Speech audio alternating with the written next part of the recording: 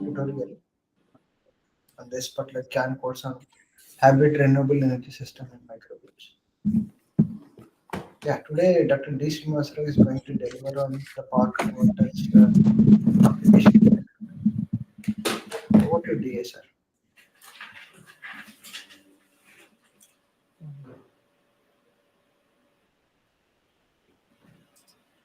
I think you can take over. I think my screen is visible right now. Hello? It's visible. Okay.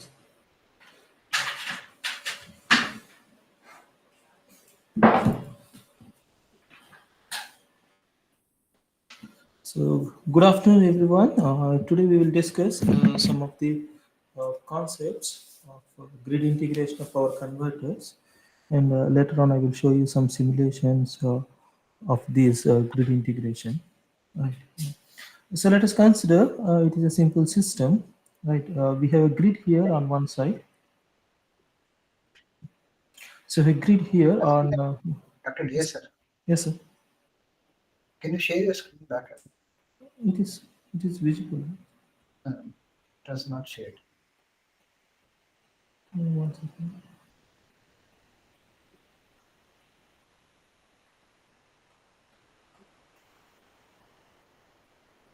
Is visible now, sir?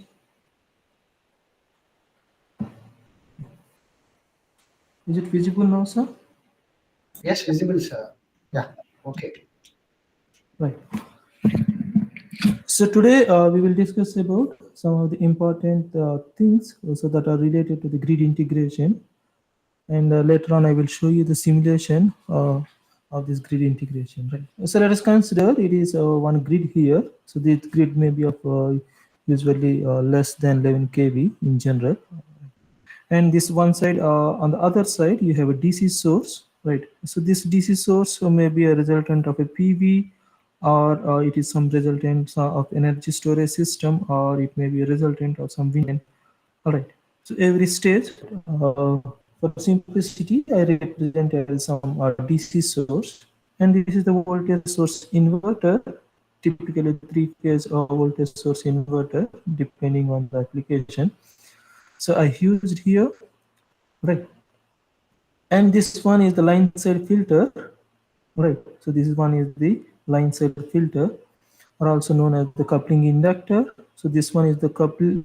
This will be the coupling between the grid and the filter. Sorry, grid and the inverter, right? And we have some transformer will be there. So this transformer is again optional. So depending on the voltage levels of the converter and the grid, so you can use a transformer.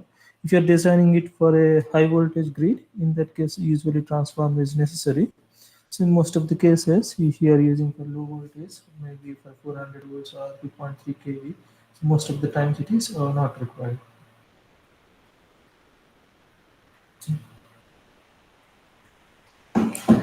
And now our objective is, somehow let us assume this is PV and this is continuously producing some power, right? So let us assume some point of time it is producing some 10 kilowatt of power, and this 10 kilowatt of power, so we need to inject into the grid, right?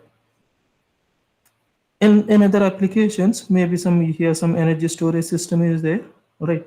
So if it is energy storage system, in that case your power flow is bidirectional.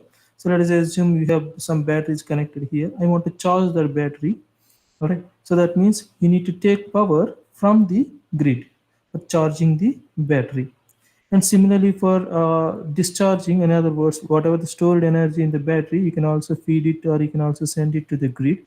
In that case, the battery will be in the discharging mode. Right. So that means you have the bidirectional power flow. So we have both active and active power. So that is bidirectional. Right. In case of wind turbine also, so you have the DC link is available. From the DC link, so you can whatever the power generated by the wind turbine, so the same amount of power, so we can integrate to the grid. Right. So depending on the applications, so this portion is remains more or less same only, but only thing is that, so how this DC voltage is obtained, so that matters, right? PV, In case of PV, you have MPPT will be there, PV panels will be there. Next, we have MPPT will be there. In case of energy storage system, you have one more converter will be there. Like for example, if it is a battery energy storage system, you have one more converter will be there. Something like typically this kind of converter will be there. Okay, this kind of converter will be there here. Depending on another one capacity will be there, and this is no longer required here. So depending on that, so here we have the power flow is bidirectional. Right? You can charge and discharge the battery. So based on by properly adjusting these switches. All right. So now our objective is to whatever the power delivered or generated by this thing. So we need to feed to the grid. Right. So that means we need to synchronize this inverter to the grid. All right. So obviously, why we need to synchronize means, so we need to maintain the power flow. So let us assume it is a two system or it is something like this, right? So this is how the power flow will happen. So let us assume this one is leading. In that case, the power flow is from here this direction, and whereas this is leading, right? In that case, the power flow is like this. And this inductor, whatever the current is inductor, which is controlling, so that is depends on the which one is leading or lagging. So based on the inductor current, actually transfer the power from one source to the other. Right. In the same manner, so everything is remains same, but the difference is that this is a sinusoidal source, but whereas this one is not exactly a sinusoidal source, it is usually some PW source. Right. That is the only difference. Right. So let us assume that this inverter is leading when compared to this grid. In that case, the power flow is from the inverter to the grid. If the grid is leading, in that case, the compared to the inverter, in that case, the power flow is from the grid to the inverter. Right. So that means, so if we cannot control the grid leading or lagging, right? Only thing that we can control is the inverter voltages, or by adjusting the inverter voltage and the phase angle, so we can actually control the power flow between the inverter and the grid. So how much phase angle you are supposed to maintain? So for that, so all these control techniques are there, right? So first thing is that, so the first requirement is the we need to synchronize, right? So therefore, so this inverter voltages and grid are in synchronized with the grid voltages. So that's why you normally require one phase lock loop. So depending on your application, if it is a three phase, you require a three phase PLL. If it is a single phase, you require a single phase PLL.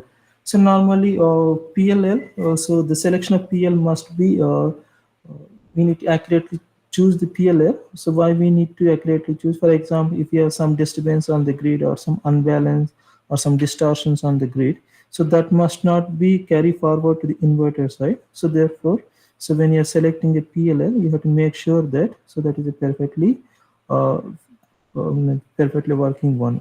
Whatever that things or whatever the adverse will be there in the voltages, so that should not be uh, transferred to the inverter side. Right. Normally, if you are choosing a PLL, so we mostly use the SRF based synchronous reference frame theory based PLLs. And for that, so we need to use some filters or some other things, so that whenever some disturbance is occurred on the grid side, so that you can handle. Right. And another thing is that since we are dealing with powers, right? So whatever or we are doing with the powers, right? So we are controlling the active power, or we are controlling the reactive power, right? So therefore, all our calculations are all controllers. So which we normally check axis reference frame is also known as the synchronous reference frame. So first thing is that, so first we will sense the voltages, and we will transform all these voltages in current. We will transform all these into DQ parameters. So from the DQ parameters, our actual control will start, and later on we will generate the modulating signal for the inverter, right? And ultimately we'll control the switches inside the inverter. Right. So just I will give you some overview of the that's axis transformation. So there are two transformations that are popular. One is the ABC to alpha beta transformation, also known as the three phase to two phase transformation, which is familiar known as the Clark transformation. Right. So that is three phase to two phase transformation. Right. And this one, there are two things are two variants are there. One is the amplitude invariant and the power invariant. So this is the matrix that is used for the transformation. If you are choosing a 2 by 3, in that case, A phase magnitude and this alpha phase magnitude, so both will be same. In other words, A phase and alpha phase both will be coincide. If you are choosing a power invariant, in that case, the powers are remain same. Let us assume the power calculation for in case of ABC reference frame, the power calculations will be VA plus VB plus VC. This is the power calculations, right, for the active power. So as these variables are changing, so therefore the power calculations will be difficult. In case if you are choosing a amplitude invariant, so this is how we are calculating the active power. So 3 by 2 into V alpha I alpha plus V beta I beta plus 2 into V zero I zero. So this is usually 0 if you select the balanced supply. Right. So this is same thing with a power invariant. So only difference you can see that this 3 by 2 is not there. So that means the power invariance, whatever the formula you used, this is also in the similar lines. Right. So this one is for the reactive power. So this only thing is that 3 by 2 will be, that is 1.5 times more than that. So this V beta into I alpha minus V alpha into I beta, like this. So depending on the axis rotation, right? So depending on that axis rotation, sometimes this will be negative and this will be positive. Right? So if we are assuming that is rotating in this direction, or if it is rotating in this direction, so based on that, this will be changed. Right? This is one thing, and another thing is that the DQ transformation. So here in case of DQ transformation, all these time varying parameters, so which will be transferred or which will become the constants. Right? That is also known as the synchronous reference frame theory. So in this case, so ABC parameters, which is converted into DQ parameters, so like we transform it into VD and the VQ. But the point is that, so these are the DC quantities. Right. So this is ABC to DQ conversion, right, with the amplitude standard amplitude invariant. So this is the power invariant. Right. All these things are for the inverse transformation. So only thing that is important for us is that so calculation of the active and reactive power in the DQ transformation. So this is how you will calculate active and reactive power in DQ transformation. So this one, right. So whereas this one, so this is with power invariant. Right. And this one is the reactive power. And remember, this VD, ID, and VQ, IQ are the DC quantities. They will not vary with the time. And this here also V0, I0. So depending on the balance, if it is a balanced system, so this V0, I0, so it is usually 0. Right. So if you are in final, what you are observed that, so this P of T will be VD into ID plus VQ into IQ. So another relation we got is V of T. So depending on the direction of current, sometimes we can use it as VD into IQ minus VQ into ID. Or else we can use this one depending on how you are choosing the theta, whether it is lagging or leading. So you can see here, this is theta you are calculated, right? If the theta is calculated like this, so in that case you will get these signs will be minus and plus. All right. So what we have observed that, so this is active power and this will be the reactive power in DQ reference frame. So and another thing is that, so if your if A axis is coincide with the D axis or alpha axis, in other words, if the initial conditions are 0, so one thing we observe that the VQ term will be 0. Right. So that means your P of T, the power, active power will be VD into ID, and this reactive power, so it will be VD into IQ. Okay. So that means the active component of current ID, so that will be active power divided by VD, and the reactive component of current, that is IQ, so that is active, reactive power divided by VD. So meaning is that, so by controlling the ID, we can control the active power because VD will be same, right? Because the grid voltages, right? So VD is obtained from the VD and obtained from the grid voltages. So they are unchanged.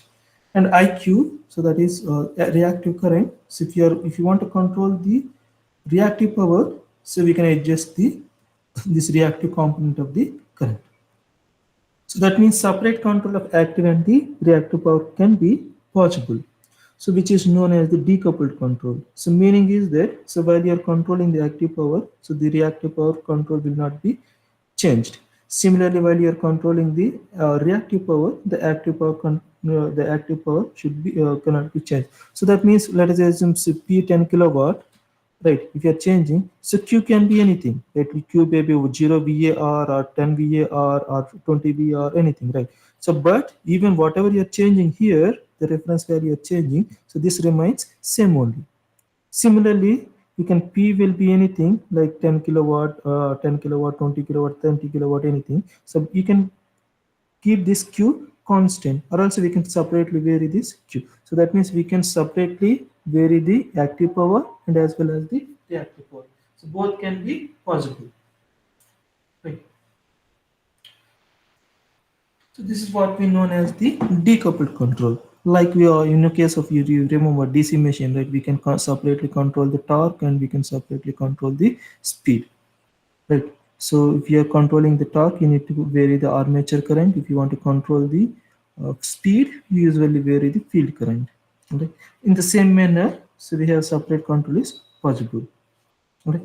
So that means, let us assume that let us assume a simple case. Let us assume I want to PV is producing some 10 kilowatt of power, right? So this 10 kilowatt of power I need to inject into the grid, and somehow we calculated, if it is a three-phase system, somehow we calculated VD is 230 volts, right? So that means your ID, this is the reference power, this is the one power you want to inject, right? This ID star, so this will be 10 kilowatt divided by 230. So this is your ID star. Similarly, usually most of the times you will keep this reactive power command as 0. So that means this IQ value will be usually 0. So this is how you will select the reference D axis and the Q axis currents. So here, if you want 10 kilowatt of power, whatever the power that is given, right? So that we need to divide with VD. Right? So we need to divide with VD. So when you consider the power invariant expressions, similarly when you are using this amplitude invariant expressions, everything is remains same. Only thing is P will be equal to 3 by 2 VD into ID. So that means ID will be equal to, so P by 3 by 2 VD. That's all. Instead of VD, so just simply we are using a 3 by 2 VD. If you are using a amplitude invariant expressions in the DQ reference frame, so rest of the things will remain same. Right. So this is how you will control the active and the reactive powers. Right. Right. So this is about the DQ transformation. So this is essential for the our control. Right. So next step is that, so once you transform these into active and the reactive components, so this is the one so that we are giving, right? This is the reference powers so that we are calculated, and this is this terminal voltages, so this one, so this currents, right? And this is the grid voltages we convert into DQ reference frame, and the inductor currents or this current, because it is a series connection, right? All the currents will remain same. So that is given. So inside that, so we have the DQ current controller. So that DQ current controller that gives you the VTQ. So that means the reference inverter current or inverter voltages. This gives you the reference inverter voltages. So this inverter voltages again will convert into ABC reference frame. So from this ABC reference frame, so we will generate the gating signals, right? So that means this voltages you are generating, right? So based on using these currents and these reference values and these grid voltages, you are generating the reference voltage for the inverter. In other words, you are generating the modulating signal for the inverter, right? So when you are controlling the modulating signal, so that means you are controlling the inverter output voltage. By adjusting the phase angle, you can control the inverter phase angle as well, right?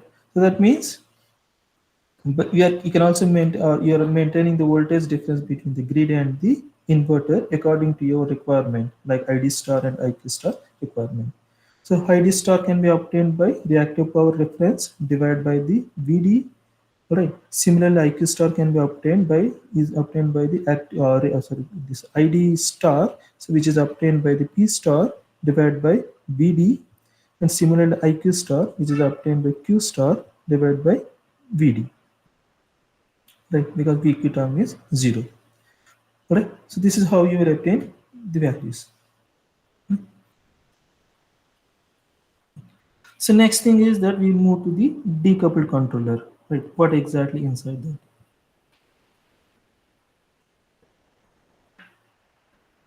Right. So for the decoupled controller, so I just simply write some KVL expressions. So let us assume that this is one KVL loop. So this is VTABC and this is VBC. So in between you can write the KVL expressions. So this is VTABC equal to RT into, right, ITABC. You know that, right? This is IT. There are three equations are inside this. Okay. So that means VTA, VTB, and VTC. It's like a matrix form. This is VTA, so VTB, and VTC. So this usually write as VTABC. Right. So next step is that we'll convert this into alpha beta reference frame. Later on, we convert this into DQ reference frame. Alright. So later on we convert this into DQ reference frame. If you are familiar with DQ reference frame, so you will get these voltages. So these are known as the speed voltages. Alright. So these are known as the speed voltages. It is usually dependable voltage source. Right. So these are based on these are known as the dependable voltage sources. If you rewrite this expression like this, right, we can separate the d-axis and the q-axis terms. So this is corresponding to d-axis circuit and this is corresponding to q-axis circuit. So meaning is that you have only one thing. This circuit, this is actually three phases, right? So one, this is like this, three phases. So one is the VTA, you have inductor here, resistance here, and this will be VA. So this is one circuit, and in between here the current ITA. Similarly, this is for B phase and C phase. All right.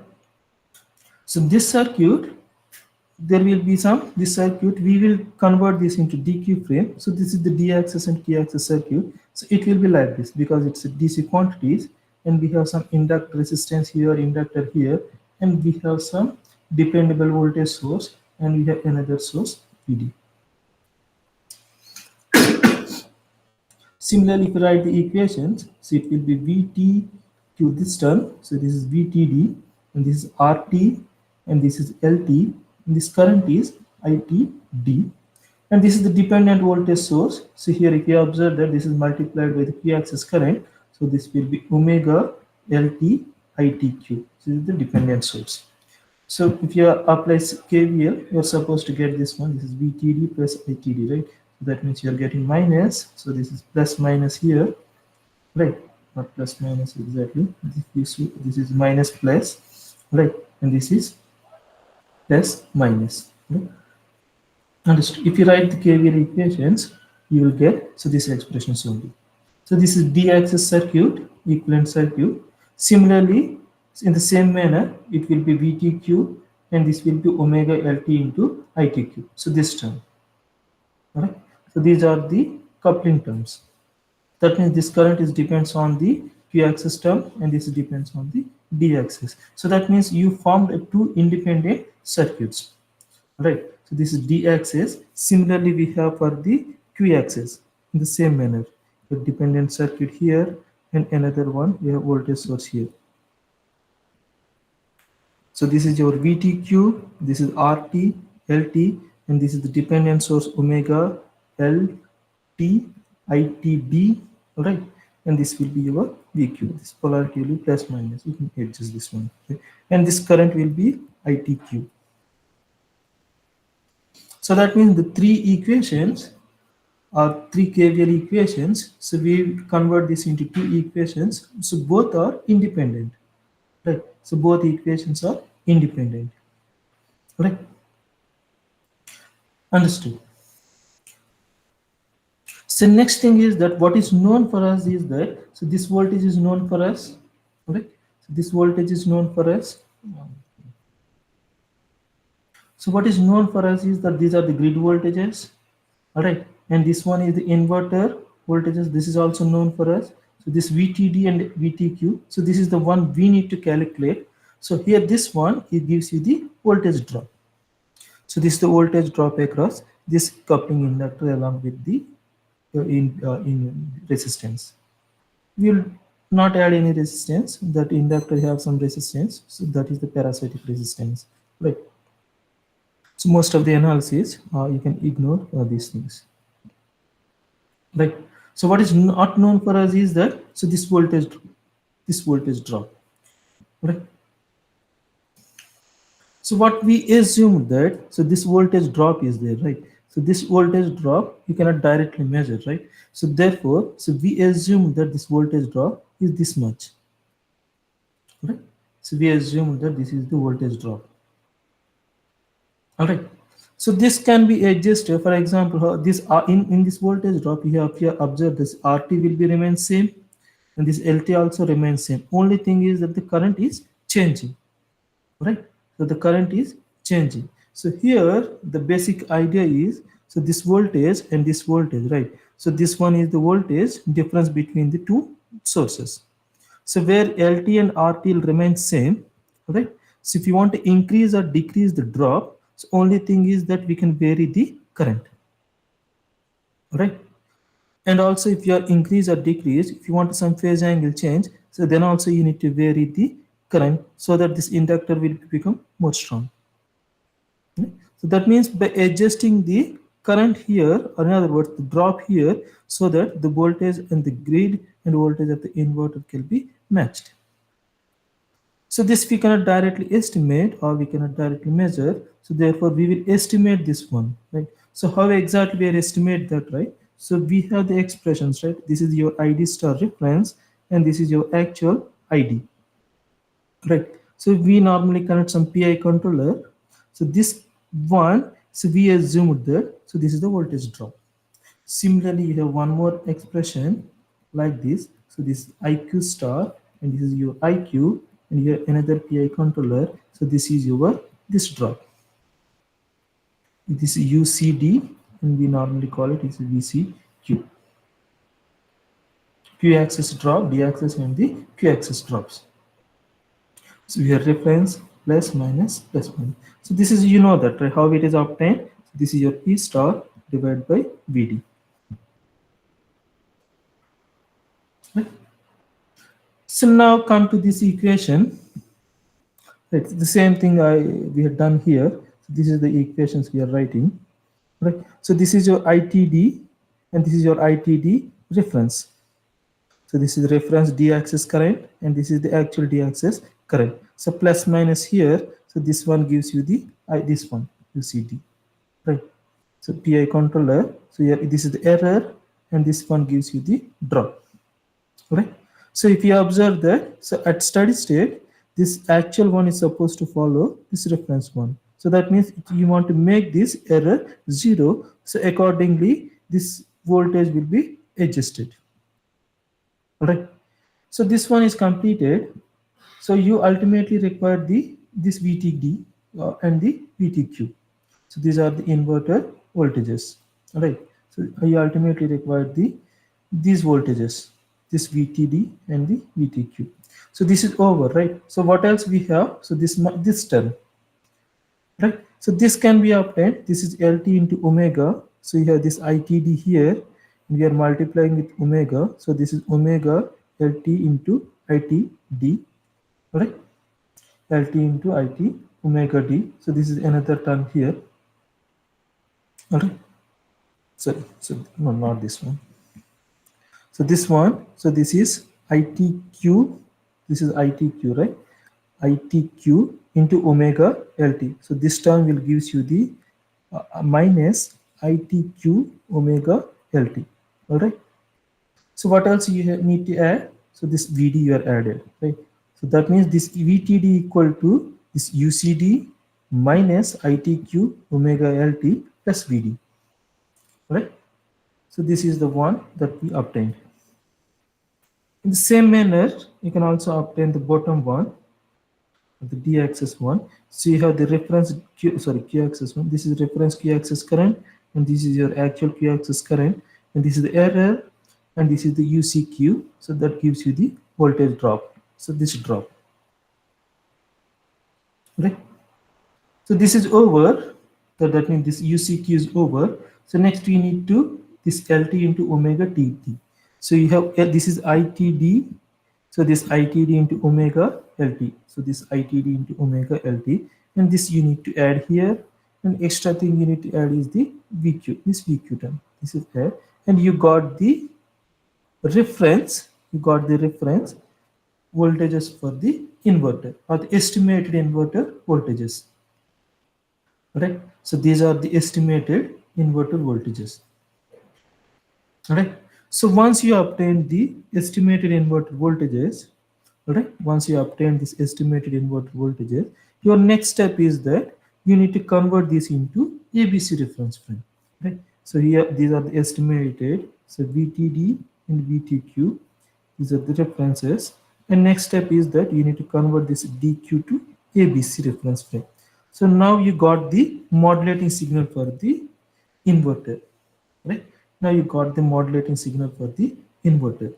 But the point is that, so normally if you next you got the modulating signal, so next we have the sine PWM or any PWM technique, and you will get the firing signals, right? 6 firing signals you will get. So this will go to the IGBTs. Okay.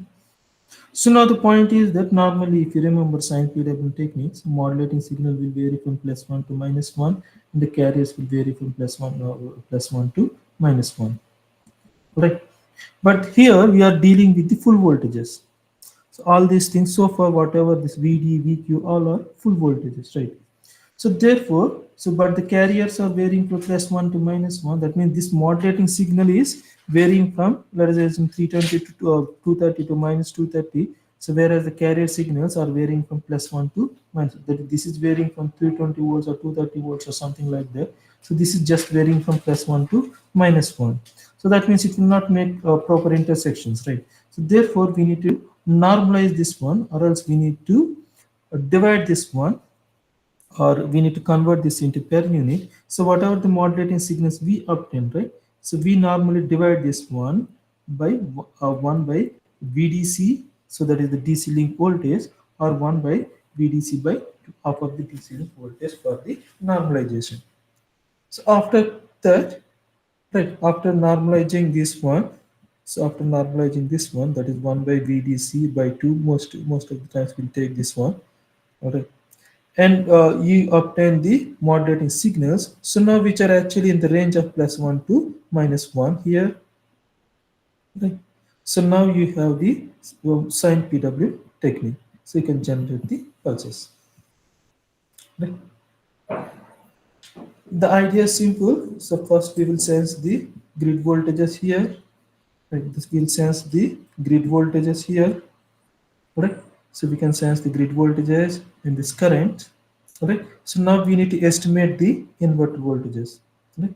So first step is that, so calculate the reference, or obtain the, or else we can, we'll obtain the whatever the PV power that is produced by MPPT or something, right? We can obtain the actual PV power, right? So that is our reference here, right? So based on that, you will generate the ID star. So this ID star is a P star by VD. So that generate the reference, right?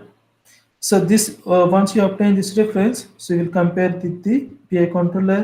All right, you will compare with the PI controller, and you develop the decoupled control. So from the decoupled control, so we can estimate the inverter voltages. So we can estimate these inverter voltages. So later on, we'll do the normalization, right? And we'll again apply the sine PWM technique, so that the inverter can be controlled. Right? So this is how you inject active and reactive power into the grid. And another thing is that, so if it is a bidirectional requirement, it's bidirectional, and the good point is that from the controller point of view, you no need to change anything, right? You no need to change anything. So this is just automatic, right? So this is just automatic. Whatever the things you are doing, that is, it will work for here, we can work for here. If it is a bidirectional, so the simple thing is that instead of P star, you just simply change it minus P star. That's all, right? And another thing is that you can also independently control the Q reference. You normally keep Q reference is 0. If you have some fault is there, so normally reactive power is used for some ancillary services. Like for example, you have some decrease in this PCC voltage, so we normally inject some reactive power from the inverter, right? or else some fault is occurred. For recovering the fault, we require some reactive power, so that is usually produced by the this inverters, right? So there are two things, right? One is the frequency control and the voltage control. So this frequency control of the grid can be uh, we can produce some ancillary services by injecting some active power from the energy storage system or something. So we can improve the we can maintain the frequency stability. Similarly, PCC voltage or the grid voltages, so we can control the reactive power. So this we can do that, right? So this is the assumption that the x by r ratio is much greater than r. So if you choose the x ratio is much less than this, in that case the roles are changed. The frequency is controlled by the reactive power, and the active, or means the voltage is controlled by the active power. Right. So we have some mix of this one. So we cannot neither neglect the x, or we cannot neglect the r. So therefore, so it can be controlled both on the active and the reactive powers. Right. Understood. So this is how you will control the, or if you would require some reactive power control, in that case we can also achieve that. Okay. So this is how we are controlling. But some applications like the energy storage system, right? So energy storage system is slightly different compared to the PV. Right? Let us assume you have one energy storage system, or something is there. Right? So if you have an energy storage system, you normally require one more battery here, as we discussed. Right, this battery is connected to this one, if some bidirectional converter. So from the bidirectional converter, you normally maintain this one. Right. So usually this is VB, battery voltage. So normally, so this VB is less than VDC. This VDC is usually much higher than the battery voltage. And depending on the applications, we normally have bidirectional, so that will perform the both buck and the boost operation. Right. If you want the power flow from here to here, so that means this is less when compared to this one. So that means if you want the power flow from the battery to the grid, so it will be, the converter will be operating in the boost mode. If you want to charge the battery, so that means the DC link to battery, so that means it will be operating the buck mode. Right. So here, normally if you want to charging this one, you need to maintain this DC link voltage constant.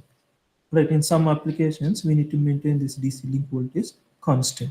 So this can be, obviously DC link we are maintaining constant means, if you remember your statcom or anything, right, we normally maintain the DC link, which is usually some capacitors, we need to maintain it constant. Right. So in that case, so what we can do is that we need to exchange the real power. So that real power exchange is normally done by adjusting the active power. So that we can simply do that like this. So we have the VDC reference here, right? And we have the VDC actual here. This is plus minus, and we have some simple PI controller, and this will give just the ID star. This gives you the ID reference, right? So this is how we will maintain the DC link voltage constant. Right. So in case of battery charging, so we have separate controller for the battery current control. We normally control this buck converter. This inside that, as I showed, that some synchronous boost converter will be there. So where we can operate the switches so that the buck and boost operation can be done. Right. So this is how you will maintain the DC link voltage in some applications.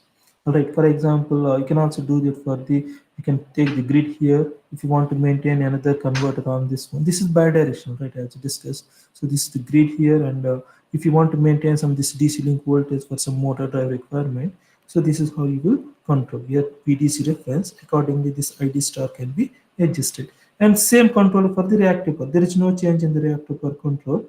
So this is your Q star, and you need to divide with VD, right? VD. So this gives you the IQ star. So this gives you ID star, and this gives you the IQ star. So that means you can do two things. One is usually VDC and reactive power, so we can control, or else we can control the active power and the reactive power. So this kind of control is normally known as voltage oriented control, VOC. So this is known as the grid active and the grid active reactive power control. Or else we can know as the DPC, direct power control. There are several names are there. So these two can be done. In some applications, we can also control the VDC P, and also we can control the Q. Right.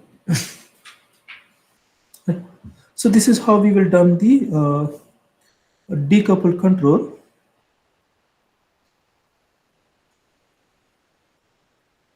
Right.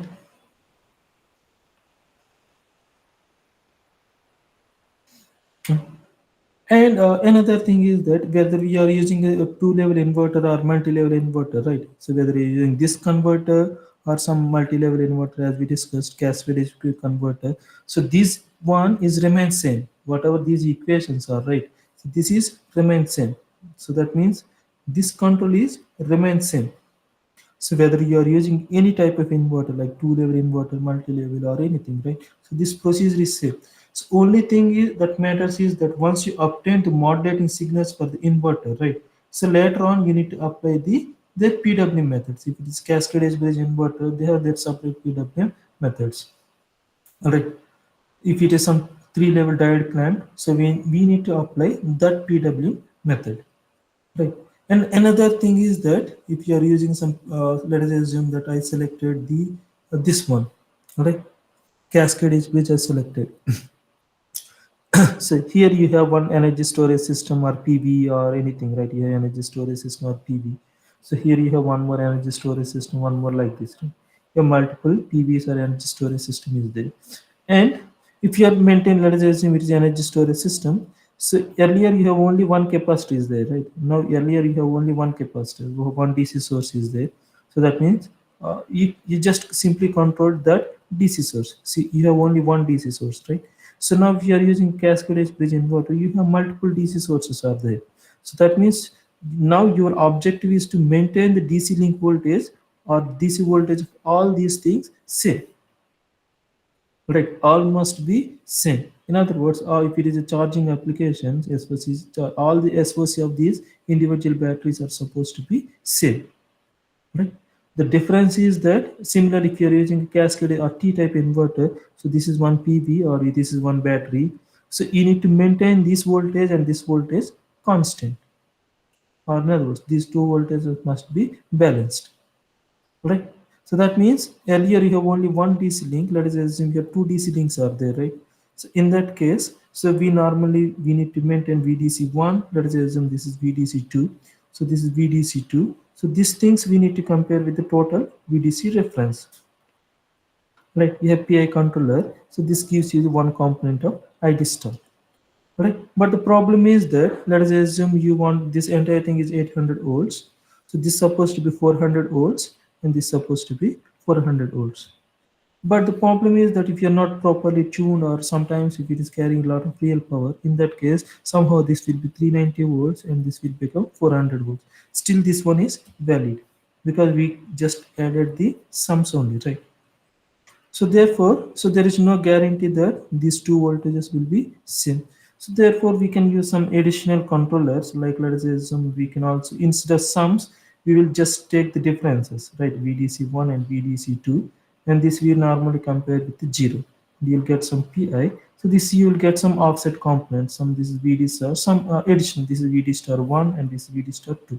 So we need to add this VD star 1 plus VD star 2. So that maybe gives you the actual D-axis current. Right. So sometimes we'll take this is 2 and this is 1. So one more ID star 3 will come. We need to add all these things. So your objective is to tightly control these voltages. Right. So depending on the inverter, so the two things will change. So one is the DC link control and another one there you need to use their PWM schemes. You cannot directly use a sine PWM scheme here. So for this you have one PWM technique. That PWM technique you are supposed to use here. Understood? So this basic control is remain same. Right. Again, you need to sense the voltages, PCC voltages, everything is remain same. Only thing the how that reference D-axis current, active current is obtained, and how you are controlling the inverter, so that only will difference. Right. So now I will show you the simulation. In that case, we've done some simulations. I will show you how exactly this can be done. Okay.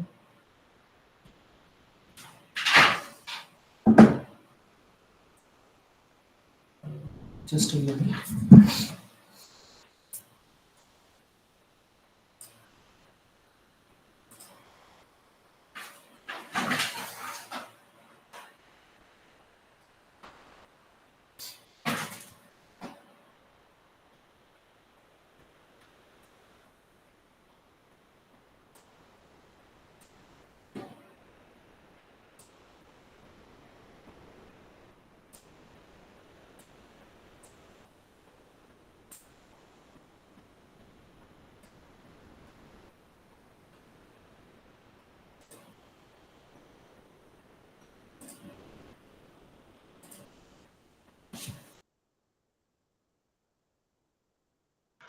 Is my voice audible? Yes, yes. Let me share my screen.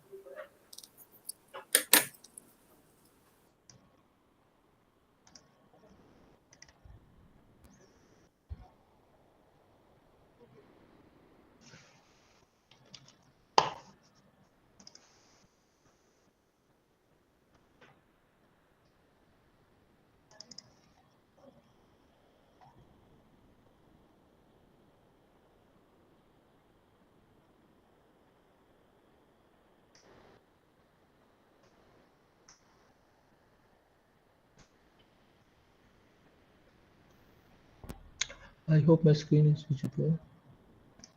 Okay. Yeah. I think you're supposed to see some MATLAB screen. It's visible, right? Yes, yes, sir. It's visible. Right. This one I consider, right? Let us see here.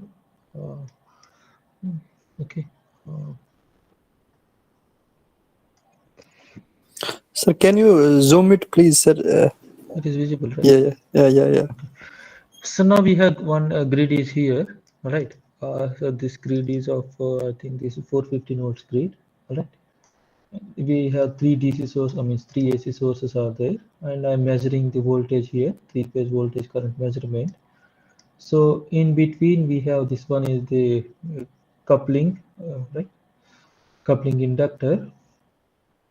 So next we have the inverter here. So this is the actual two-level inverter, right? So I model, if you observe that this is slightly different from what we discussed. So this is earlier we had this is DC to AC conversion, right? So now this is AC to DC conversion, right? The same thing we can see here. As we discussed, this is bidirectional, right? So I just modeled this one as some load here, right? So this is some load here, some resistor load I modeled, right? And this one now we are doing AC to DC conversion. Same circuit we can do for the DC to AC as well, right? Understood. So the point is that this one some small some capacitor here. So here our objective is to inject some active power into this resistor, right? And at the same time, another thing is that we need to maintain the DC link voltage constant, right? So we need to maintain this DC link voltage constant.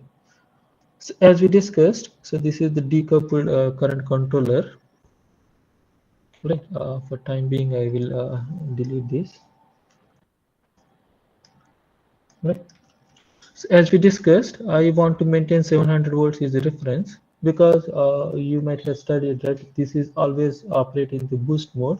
So whatever the instantaneous value you are giving here, right? So this one is the instantaneous value 415 into 45, right?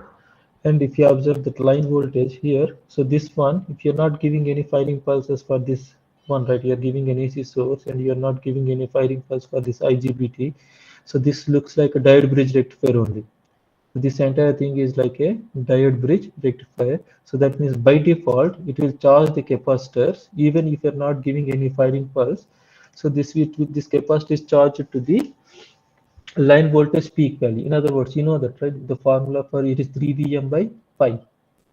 It is how a three-phase, this will act like a three-phase rectifier and this charge the capacitor to 3 Vm by pi. If the capacitor is too large, in that case it will charge the capacitor to the peak value of the line voltage.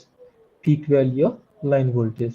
So therefore, if you want to make this IGBTs into forward bias, so in that case, we have to make sure that this DC link voltage is supposed to be greater than the whatever the peak value of the diode bridge rectifiers, right? So that means diode bridge rectifier gives you some pulsating waveform, right, with 6 pulses. So that should be greater than that, right? So that means we normally it is a 415 volt supply. So if it is usually 1.6 times more or something, we normally say we normally maintain 700 volts. If you try to maintain less than 700, or if you try, you cannot maintain less than 600 volts, right? Because the IGBTs will not be in forward bias. Because one side you have the higher voltage, and inside this one, these voltages are changing, right? So therefore, it will not be forward biased. Some IGBTs all the time, right? So therefore, we have the reference DC voltage here, right? And after that, I just connect a PI controller. So what exactly it will give? It will give you the ID reference, right? So this one gives you the ID reference, right? So this ID reference, and similarly, you require IQ reference, right? So this gives you the IQ reference, right? So I just divide this with VST. So where exactly this VST is obtained? First thing is that I measured the grid voltages here, and I label this one. So these are the grid voltages. So VAB, so this is VABC to DQ reference frame. So this is IABC, ABC to DQ reference frame, right? And we have this VSD, VSQ are here. So this one usually 0. And you require this omega T, right? So for that I used a phase lock loop. So this is phase lock loop. So this gives you the omega T. So the same omega T or the same phase. So I'm using it for the DQ0 conversion, right? So finally we got the VSD, VSQ, ISD and ISQ are the grid voltage and the grid connects. So these are also equal to the inverter currents. Right? So next step is that I divide this VSD, right? So therefore I obtain the ISQ here. So with this I obtain the ISQ. Right? As we discussed, the first step is that so we see this this is obtained, right? So we need to compare this within a PA controller, right? So this step is supposed to do. So for that, what I did is that, right? So we have this one is the actual one. So this is actual here, right? And I'm comparing with the so this one is the reference one, and I'm comparing with the actual, and we have some PI controller here, right? And this output of the PI controller gives you the voltage drop of the inductor, right? Voltage drop of the inductor. So another thing we are supposed to add here is that if you see here, right? So one thing is that we need to add this VD term. So this VD term we're supposed to add, right? I added the VD term here. You can see here this I how I added the VD term here. This highlighted one is the VD. So what else you need to add? Decoupled terms. So this decoupled term is this ISQ, right? So this ISQ or this ITQ in other case minus omega L into T. So omega is 2 pi F, right? So we have these equations ISQ 2 pi F, this LAC. So this one LAC is this inductor value. So B inductor, right? So this LAC, right? So here minus sign here, right? So we have minus sign. So these three together that gives you the VTD, right? So these two together that gives you the VTD. So that is the estimated inverter D-axis voltage. Estimated inverter D-axis voltage, right? In the same manner, we will do the other things like for the Q-axis. So we have Q-axis voltage is here, and we are comparing with the Q-axis current, and after that we have PI controller that gives you the Q-axis voltage drop in the inductor. All right. So again, we need to implement this controller. The first thing is that we need to add the VSQ term here. So we can add the VSQ term here, right? And another thing is that you need to add the ISQ term here, right? ISQ decoupled. So this is again 2 pi omega into 50. All right. So sorry, this one ISD term. So this is 2 pi F into 50. Okay, now like this. Okay. So this is how you added the decoupled terms. So now you obtained the Q-axis inverter reference voltage, right? Q-axis and the D-axis you already obtained, right? So now we normally add this V0. So this is redundant. So what I did that this is for the normalization. So this is VDC voltage I measured. So this is VDC by 2, right? So this 2 is optional. You can directly use VDC or VDC by 2. Both are sufficient. Whatever anything difference is there, right? So inside that is adjusted by the PA controller, right? So now you obtained the values in VDVQ, right? So the thing is that, so it is normally have some noise will be there, D-axis components, right? Some small noise will be there or something, right? So we normally connect some first order filter or something. This is again optional. Some low pass filter we normally connect, very small time constant here. Some low pass filter we can usually connect. So that will slightly remove the noise in the D-axis and Q-axis. As we discussed, D-axis and Q-axis are the DC components, right? So next after filtering, so next step is that, so again this is ABC to or DQ0 to ABC. So for this also you require omega t, right? So this is obtained from the phase log loop. So the same omega t we are using here also, right? So next thing is that this is over, right? So this is DQ0 omega, and next we have ABC here. So next we convert this into ABC, right? So next we have the PWM schemes. So we normally compare with PWM. I think I selected the switching frequency as 5000 hertz. You can see here 5000 hertz. I developed some triangle carrier, and I'm comparing with the inverter. So this will generate S1, S4, right? That is one phase lag, S3, S6, and S5, S2. Okay. This is the inverter control. Right. So you can also see that the phase voltage is whether it is 0 or not. Right. So we done the two things, right? So we are maintaining this DC reference voltage constant, right? So we are maintaining this DC reference voltage constant exactly to 700. So let us run this.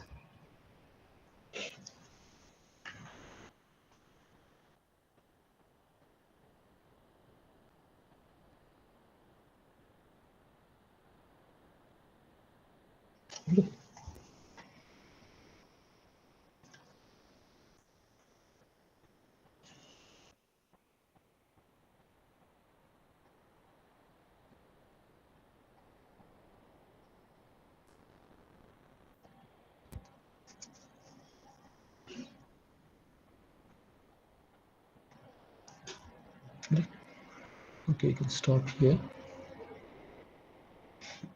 Right. This is done. So what exactly we need to think is that we need to look is that. So first thing is that, so whether it is maintained VDC 700 volts or not. So this capacitor voltage, it is maintained 700 volts or not. You can see here. So this is corresponding to 700 volts. You can see this is corresponding to 700 volts. You can see here. The first thing is that it is maintained the 700 volts exactly. This is 70, almost 700. This is 700 volts, and this is 700.5, and this is 700, 699.5. So it is exactly 700 volts. It is maintained. So that means the DC link voltage is working fine, right? And another thing is that this is I consider 10 ohm resistor, right? So 10 ohm resistor, and if you know the formula or how much power it is drawing, so resistance is 10 ohm, and this is perfectly DC 700 volts, right? So V square R, so V square R is 700 square divided by 10, so that roughly gives you the 49,000, right? So 49,000 watts it is drawing. So if you observe, that is the power measurement here in D axis, right? So you can see here it is exactly drawing 49,000, right? And this one is the reactive power. If you see this reactive power, why it is almost 0 for 467, it is almost, it's supposed to be 0 because we maintain the reactive power to 0, right? So it is almost 0, 467. So considering the scale of 49,000, so this reactive power is almost maintained its reference value. The same powers in the DQ reference frame, right? So another thing is that we need to check the voltage. and the currents relation, right? See, these are the grid side currents. You can see these, the grid side currents are all sinusoidal, right? This grid side currents, you can see all are sinusoidal, right? It is almost drawing a peak value of 100 amperes current. You can see all these things are perfectly sinusoidal. And if you observe, reactive power is 0, right? And if you see voltage and currents in one scope, you can see the difference, right? You can see how exactly this is varying. You can see here, right? That is how why it is why you obtain the reactive power to 0. And also you can see that the both voltage and the currents are in phase, and the current is sinusoidal. So therefore, you just obtain a zero, or sorry, unity power factor. Right? So this is how it is. If you want to change, for example, I want to change it to 750 or something. Let us assume I want to new DC link. It will be 750, right? Or something. Let us assume, or even 800 or something. Right? You can see the power is changed here. So now the power is 750 square by R. Or it's 10 ohm. I just kept, right, and also you can see it is maintaining 750 volts. Now we to see that you can obtain, right, this is, it is maintaining 750 volts now, right? This is corresponding to 750 volts, right? So this is how active power is changing, right? So another thing also we can do, so instead of that, we can also inject some active power into the system, right? Let some active power into the system. That is, I want to inject some active power, right? Like this.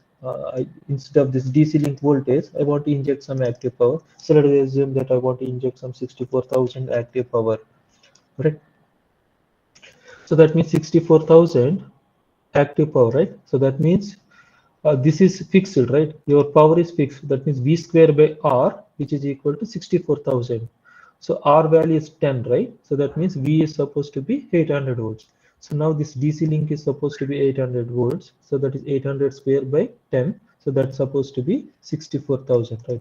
So I will run this one, and whether we obtain 800 volts, and we can also check whether you obtain 600 or not. You can check.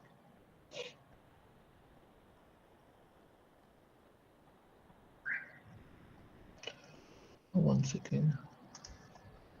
Sorry, I forgot to divide with VD.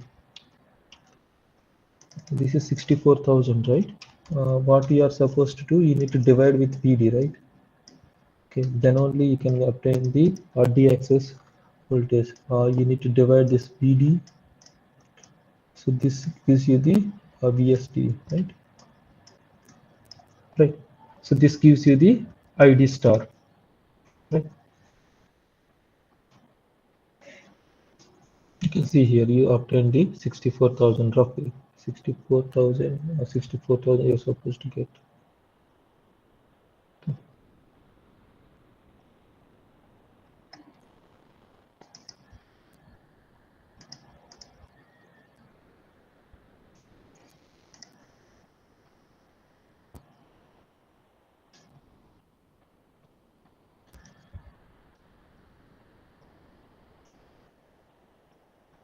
Maybe some fine tuning is required, I guess.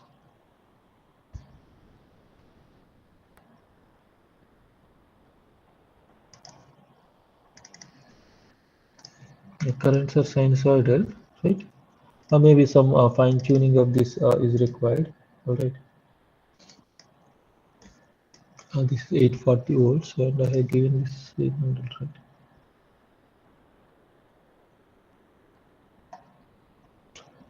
Okay. So maybe we need to slightly adjust the parameters of this one. This is actually tuned for the this one.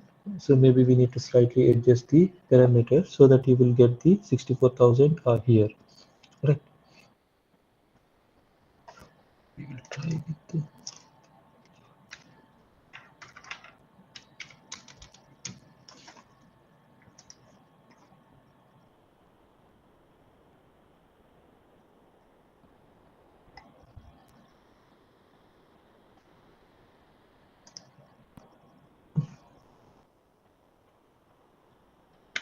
right. This one is completed. Okay, we can fine tune this one. So now I will replace this one with the DC source.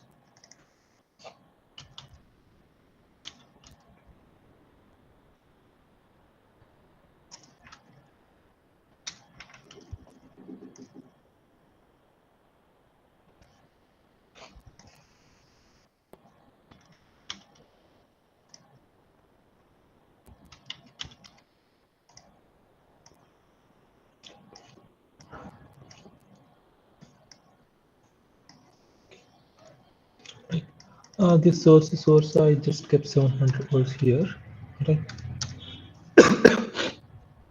Okay. Now we will see whether it is injecting power or not.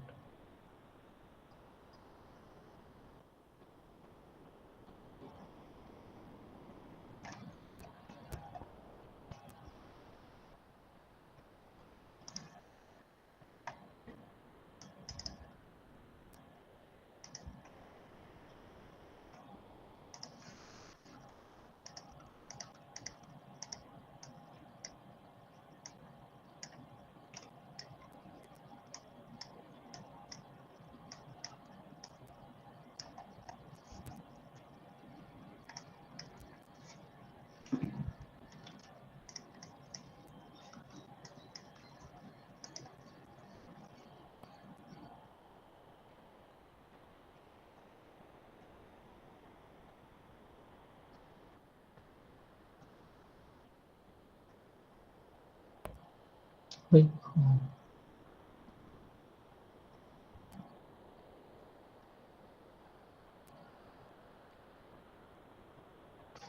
So we have given a reference of 14,000, right? So we slightly getting some increased power. So maybe we need to tune this PA controller, and also I will tell you how to tune this controller, right? Another thing, if you want for bidirectional power, right? As we discussed, if you want to inject some 10,000 of 100 kilo of power, right? I can see here.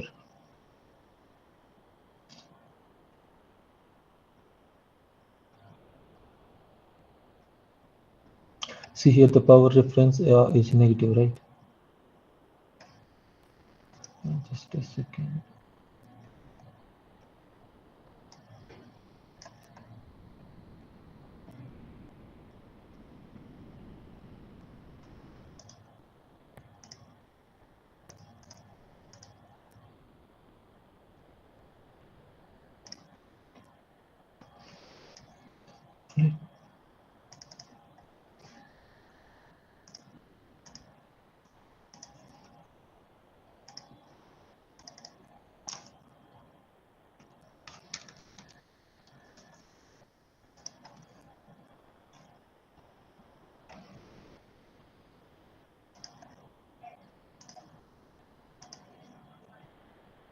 One second, I have another file is there.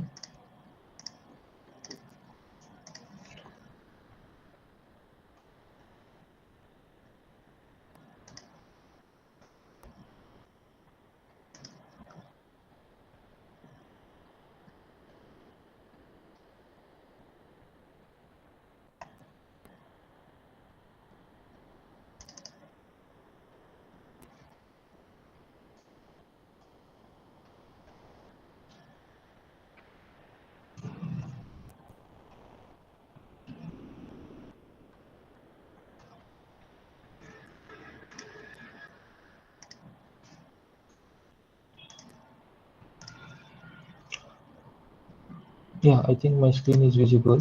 Yeah, this is the one thing, right? I think in that there is some small variations in the PI, so that it's not working. Let us consider this side. All right. This is how I modeled a PV here. So normally PV can be modeled as a current source, right? And this is the one. So this is 60. I just consider 60 amperes of current. So depending on how much voltage you are maintaining here, so I can we can maintain 700 volts here. So that means if you maintain 700 volts, so that means the current is 60. So that means 700 into 60. So that is for 42,000 power you can supposed to maintain, right? So this is how we normally. So most of the researchers will model the PV like a controllable current source. With this one will be the IPV, right? So this is IPV, and this this capacitor voltage, so that will be the VPV. So VPV into IPV, so if you multiply that, so we can actually obtain the PV power. All right. I will same thing, no changes here. You can run this one. All right. See here, I'm measuring the currents from the grid direction, right? So you can see this PV power, you can see here, right? 40, it is 60 into 700. If you maintain that, you can see that this voltage, it is maintained, right? 700 volts, it is maintained. We have some overshoot is there, so that can be reduced. So this is 700 volts, right? So 700 into 60, so we have roughly 42,000 power. So the power flow is from the PV to the grid, all right? So you can see this minus indicates we are measuring the current in this direction, right? We are measuring in this direction. So therefore this power is 42,000, all right? So let us assume we can increase the PV power strength. Let us assume I can make it 50 here. You can see here, now the PV power is reducing, all right? So now it is 50 into 700. You can see it is roughly 35,000. Right? You can see still it is maintaining the this voltage. Right? Still we can maintain the 700 voltage likewise. Right? So even though if it is PV power, it is completely zero, or if PV is completely absent. All right. You can see it is a small power. It's almost zero only. Right? So PV is producing zero power, and you can see here the still it is maintaining the 700 volts here. You can see it's still maintaining the 700 volts. So now we will check the bidirectional power. So let us increase it to minus 20 here. All right. So now it will be supposed to be from the grid to the things, right? You can see here. So this the power flow, it should be bidirectional. So now it is from the grid to the this one. Right now it will be a battery energy storage system. So it is 20, right? So 20 into 700, so that is 14,000. Is roughly 14,000. Right, we can see here it is 14,000 here, right? And also still it is maintaining 700. So that means it is battery charging and discharging. By varying the current here, let us make it minus 50. So this will be charging and discharging. All right. If now it is charging, right? And now it is the power flow is from the grid to the load. So now it is charged. You can see here 50, right? So 5,700 into 50. So that is corresponding to 35,000. You can also see the currents here. So currents both are in phase, right? So both are in phase, all right? So that means the power flow is from the grid to the that whatever energy storage system. All right.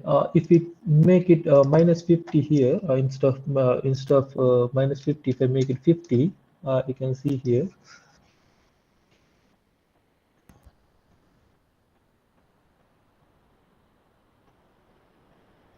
You can see here now it is minus 35,000, right? And like I also see the see here now both are out of phase.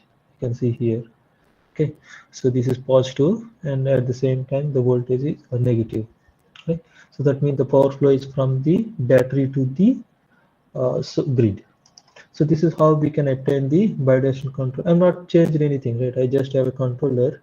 I'm not changing any parameters, and this bidirectional power flow is automatic, right?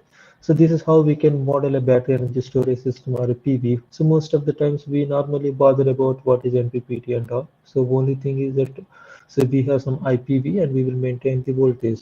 Right. So this is how we maintain the voltage. So we have 700 volts. So this compare with the reference, and we have PA controller. So that generates the ID star. And also we can inject some reactive power instead of zero. Let us assume I made it 20,000. All right. So now it's supposed to inject 20,000 into the grid. You can see here, right? So this reactive power is maintaining 20,000, right? And now it no longer be in phase. All right, you can see the phase difference in the currents. See here the phase, it's no longer in the phase, right? So we have some difference here. We have some difference here. Right? Understood. So in this way, you can control the voltage and currents in both directions. Right? So that's why it is known as the decoupled control. You can control current and voltage in all directions. Right?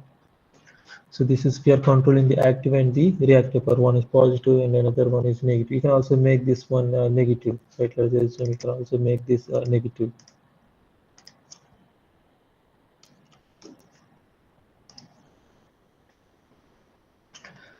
You can see here now the polarity is changed. Right. So that means voltage can be negative, sorry, active power can be negative, positive, reactive power can be negative and positive. Right. So this is how you will do it for a simple two-level inverter. So the same thing if you go for a multi-level inverter, like if you are selecting some cascade edge bridge inverter or something like that, it will be like this. If you are using some cascade edge bridge inverter.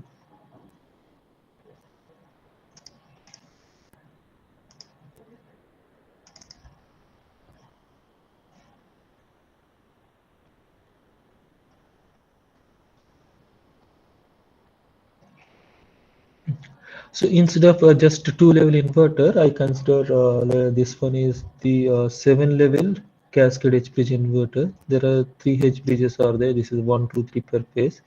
So this is another one, and this is another one. There are seven are there, right?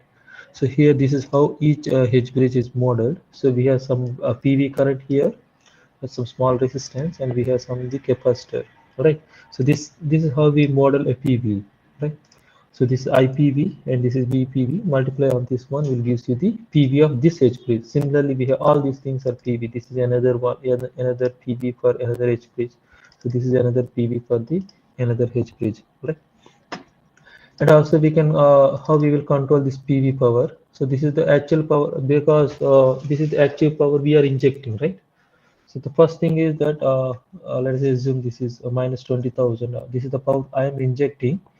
So I divide with 3. This is 3 phase power, right? So that gives you the individual powers. I'm dividing with 3. So that gives you the individual phase power, per phase power. So by I'm again dividing with 3. So this is, it gives you the per H bridge power, right? How much power is required per H bridge? So earlier you have only one PV system is there, right? So now we have 9 PV systems are there. So that means, so if you're dividing this by 3, so that gives you the A phase power or B phase or C phase power. If you are dividing A phase power by another 3, so that gives you the this H bridge PV power, right? So that's why I divide this one. This I divide this one with 3, another 3, that gives you the A phase 1 H bridge. And if I divide with the voltage 700 volts, that gives you the PP current. All right. So usually this PP current is same because I consider the symmetry. All right. So because the PV power is same, and everything if you are added together, so that gives you the ID reference. All right. So this is how we will obtain the ID reference, or simply we can divide this active power by number of how many cells are there. So that also gives you the ID reference. Right. So once you obtain the ID reference, we have the decoupled. Yeah, inside this. Right, this decoupled control. So another thing is that this one is the decoupled control. Just ignore these terms, two terms for time being, and just delete this. Okay, so this is ID reference. All right, so this is the gives the PI controller, and this is for the BQ reference, and this is for ID reference. All right, and rest of the things are remain same only. All things are remain same only. So this PA controller and all these decoupled terms, IS to IQ subtractions remain same. This VD generation. Only thing is that here earlier we used DC link voltage, right? So now instead of that, so we normally use the one phase DC link voltage. So this is 700 volts, and this one is the 3. This is how we done the normalization. So again we have the low pass filter here, and this is DQ to ABC transformation. All right.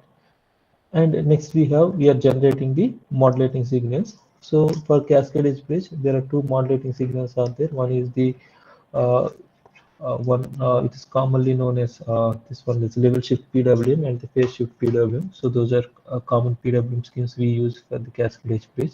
So those are the extensions of the sine PWM texts that we use, right? So now the point is that, so we need to balance the capacitor voltages, right? Or we have 9 capacitors are there, or 9 PVs are there, right? So all PVs is supposed to maintain 700 volts, right? So that's why to balance these capacitor voltages, so we can there are not number of techniques we can use. So one technique, so that is common, is like this. So we will sense all the PV voltages. All right. So we have 9 PV voltages, and we normally connect some low pass filter. So if you have some ripples in the DC voltages, so that we can reduce, and we will add all the voltages. All right. We will add all the voltages. After that, I can take the average here by dividing with 1 by 9. I can obtain the average capacitor voltage. All right. So this one we will compare with the reference one. All right. So this one, our reference is 700 volts. All right.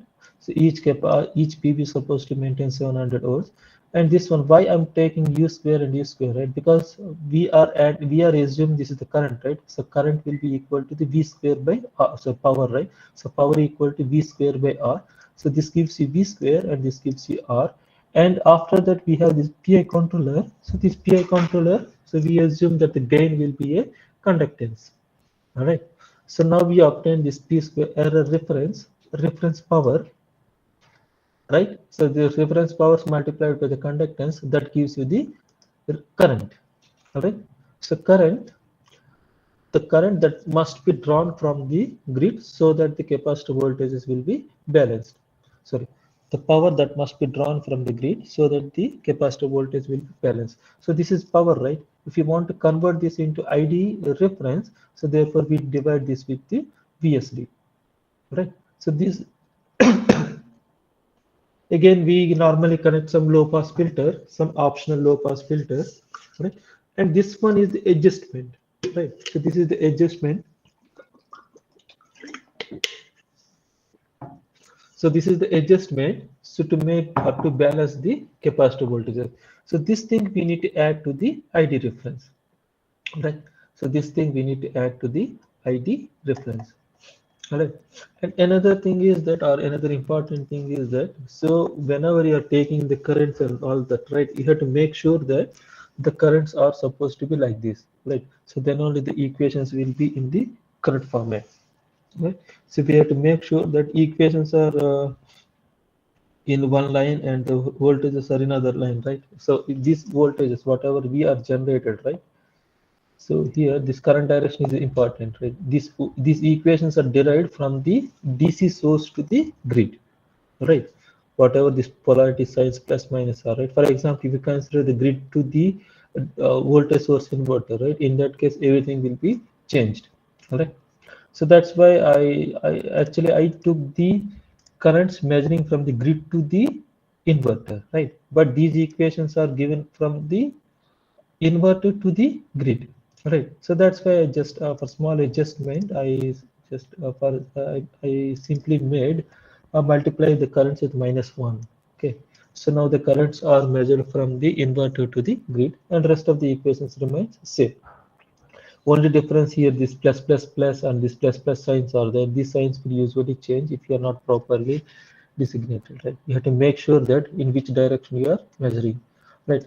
So I just measured the current from the grid to the inverter. So therefore, to inline with that, I just multiply with a -1, right? So rest of the things are remain same, right? And I will run this one. Okay.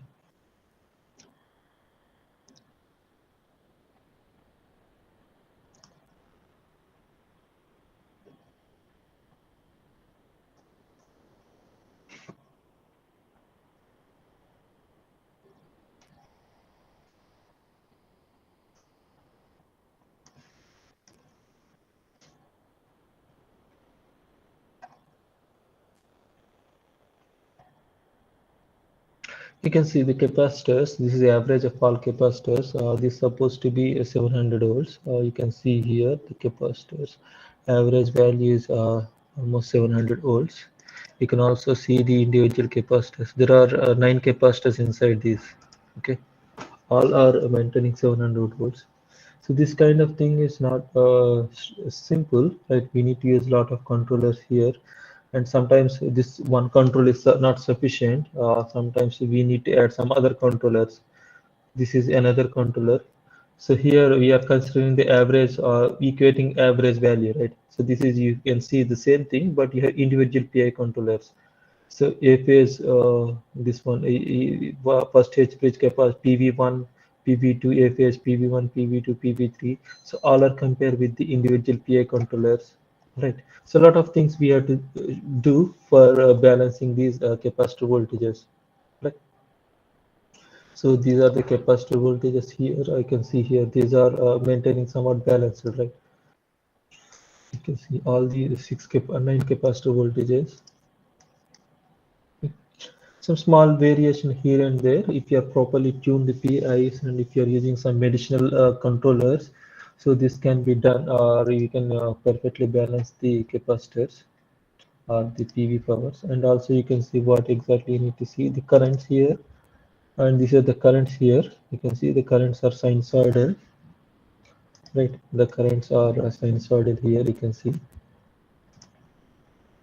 right? Another thing is that this is the current THD, and these are the current magnitudes. All right. Another thing here inside this. And also you can see how these capacitors are, whether it is in phase or not. That also we can check here. See here, this is in phase or not. Okay, this you can, this magnitude is too small, so that's why it is not clearly visible. You can see here, this one is the current. Okay, right, current and voltage are both are in phase. And also you can see that difference are given 20,000 or something, right? And also I obtained this. Why minus difference is actually I need to multiply with -1 here, right? So that's why that error is there. Okay.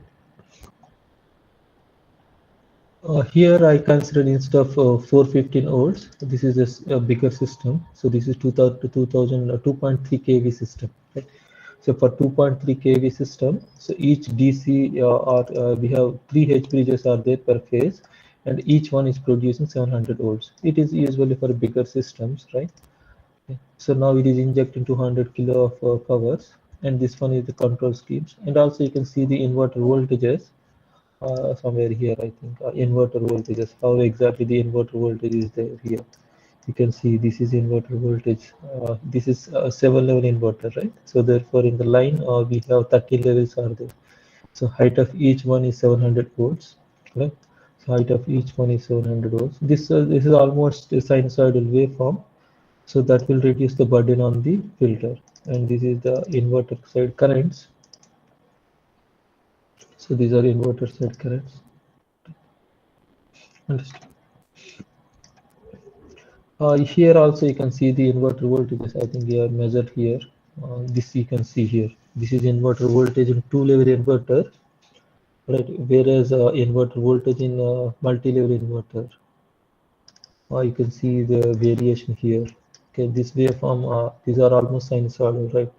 And whereas this one is nowhere sinusoidal. Okay.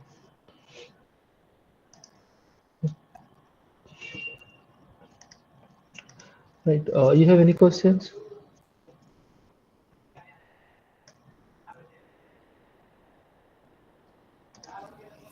Any questions?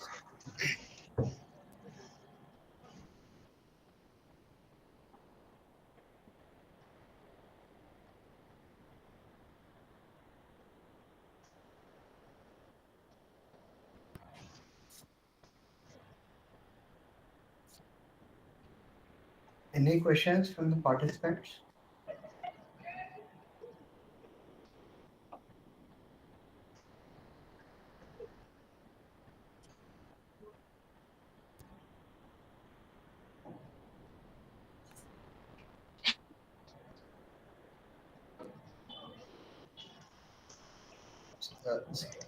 See, sir. Yes, sir. Yeah, question chat box. This PI controller tuning, right? Generally, it is slightly complicated to tune the filter. Therefore, we normally approach some methods like this bandwidth-based methods. Let us assume if you have multiple system, I think my screen is visible, right? So here, this is how we will tune the system. So we'll divide we divide the system into here, in case we divide this into three parts, right? One is the sine PWM part, another one is the current controller, and outside we have the voltage controller. So inner current PI controller, and outside we have another controller, PI controller for the VDC reference, right? So let us assume that this PWM frequency is 5000 kilohertz or 10,000 kilohertz, right? So this current controller, inner one, so it is normally operating the slow rate. So that means this one is operating at 10,000 kilohertz, and this inner current controller, so that bandwidth will be slightly less than that. So that is usually 10 times less than that. So that is 10,000 or 1,000 hertz. So outer one will be voltage control is there, right? That is even slower than that. So that will be only 100 hertz, right? So that is 10,000 divided by 100. So that is 100 hertz. So we have some controllers like the low pass filter and all those things are there. That is even slower than that. So that may be switching frequency divided by 1000. That may be 5 or 10 likewise, right? So that means the inner one, the most inner one is the PWM, and after that we have the current controller. So that is 10 times slow, and if the voltage controller, so that is 100 times slow. And even if you have the low pass filters or other things like group control, as it is discussed, right?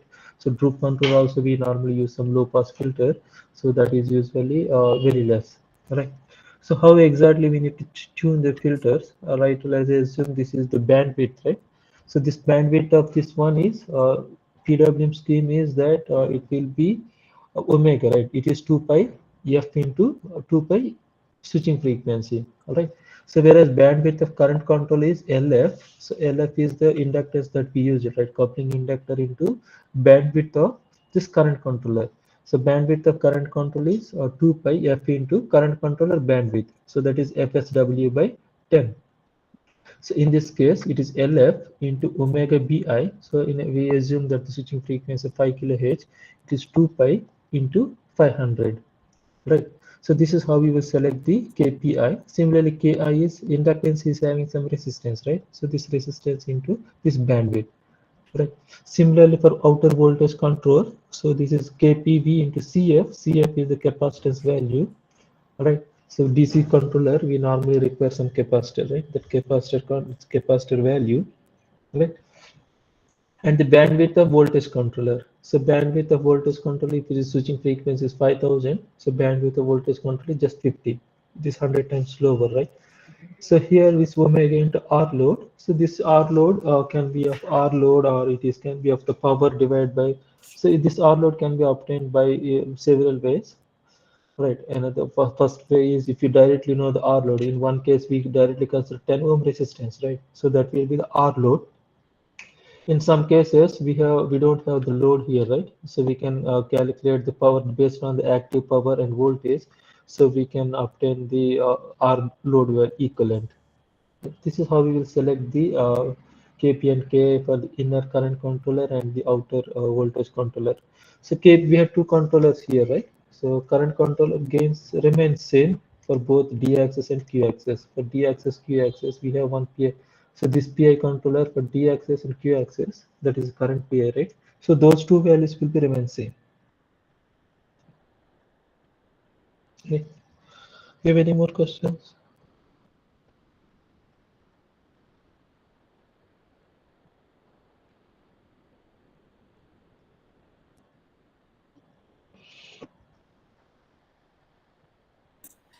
I think, yeah, if there are no questions, Excuse me, sir. Sir, just one last question. Have you performed the hardware implementation for this Oh complete yes, setup, sir? yes, we have done. Okay. Okay.